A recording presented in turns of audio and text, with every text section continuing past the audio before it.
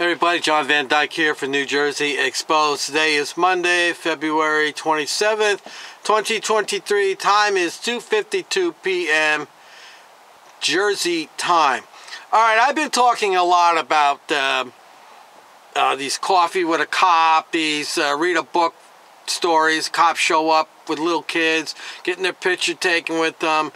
And the other one that they're doing is, and this is primarily, I've been following New Jersey State Police, where they, well, I'm getting ahead of myself here.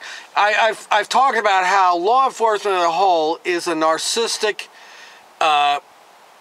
community of people. And what I mean by that is if some of you don't know what narcissistic people are, go look it up. But essentially, narcissistic people, it's all about them. They are great. You are not great. You should be thankful you're around them. And this is what law enforcement really has become. And they exploit that and take advantage of that on Facebook every day.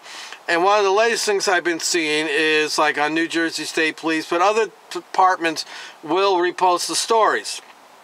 So what the New Jersey State Police has been doing is putting pictures up of their troopers who've been murdered or killed over the years. Now let me put my little disclaimer in there. This does not reflect on... I'm just kidding here. Listen, I'm just going to say this. I don't want to see any officer get killed. I don't want to see anybody get killed unless they freaking deserve it, like they've been through the legal system and they murdered somebody, and it's clear, convincing evidence that they did it. Yeah, I have no problem hanging them from the tallest tree. But anyway, just because a guy goes out and does his job doesn't mean he should get killed. But anyway, so New Jersey State put this on their page. They put several on here. It's not just one. But it says, today we also remember Trooper Raymond P. Fiola, badge number 1399. Rest in peace, sir. We will never forget. So here's his picture right there. Now he died February 19th, 1962. So that is approximately, I don't know, what is that, 60 years ago? 61 years ago? So if you use the formula of law enforcement killing over 1,000 people each year, that is 60,000 people who have died.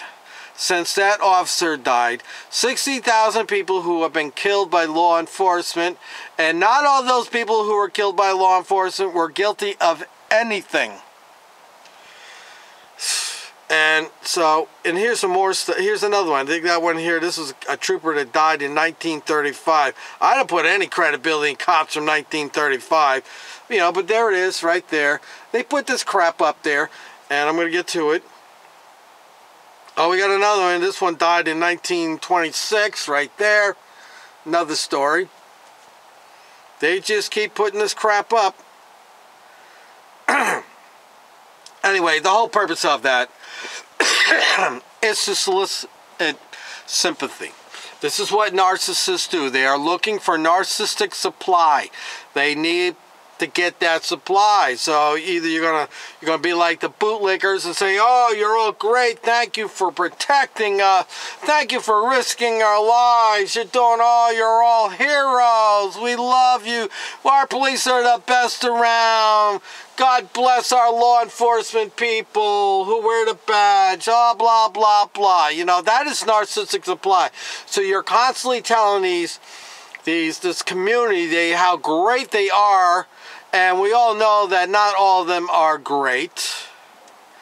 But this is what goes on. So then in the law enforcement community responds by putting stories up like this where an officer got killed, which again is tragic. I don't wish any officer to be killed. But they put that on there for the sheer purpose of everybody getting on there and comment. And they're going to give them the narcissistic supply that the state police is looking for. So I'll read the comments that I made. 60,000 people have been killed by police since that officer's death. I'm too busy remembering the 1,000+ people killed each year by law enforcement, because they said today we remember. Well, I'm too busy. So, somebody, Barbara Rietti, so very sad. So I said, Barbara, so is the 60,000 people killed by police since that officer's death. What else we got here? Oh, Eric Olson, trooper, may the Lord look down upon you and your family and friends for serving your community, and thank you for your service. May you rest in peace. Thank you and your family for your service. Rest in peace, rest in peace.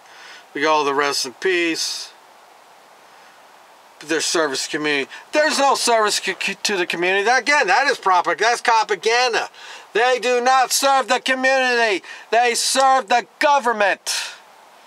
So if you want to associate the community with the government, then I guess they are. But when you say the community, I think of the people in the community. These cops, law enforcement does not protect us. They protect the government. They enforce government laws, and they generate revenue. Anything beyond that is propaganda. So when it's just like, I don't know. It's just like, I can't stand bullshit, okay? And I look at that thing and I go, that's bullshit right there. That's just the cops soliciting sympathy. That's narcissistic supply. That's what that is. Go look it up, people. If you don't know what narcissistic supply means, go look it up. There's plenty of information out there, but, you know, these, I'll finish up right here.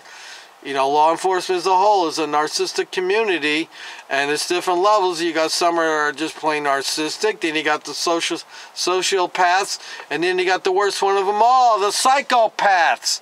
The ones that parade around like a hero by day and they're raping women by night. How many stories have I done about that? Anyway, I'm John Van Dyke. Let me know what you think in the comments section.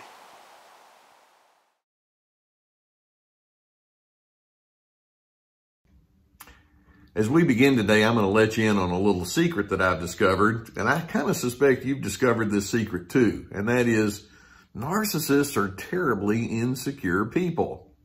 Now, that's not a huge newsflash, is it? When you've been around a narcissist long enough, you realize that they have huge ego needs. They're constantly looking for someone or multiple someones to say, you know, there's something unique about you. There's something special about you. And narcissists hunger for that. And the fact that they hunger for that higher position, that superior position so strongly implies that there's some sort of compensation going on there. What's that all about? You see, narcissists, it's like they have this big, huge ego bucket, and they're wanting you and anyone else to come along and fill up their ego bucket. They're like a junkie who's looking for their next fix or their next their next high so that they can, okay, calm down and be okay with themselves. Narcissists look for what we refer to as narcissistic supply.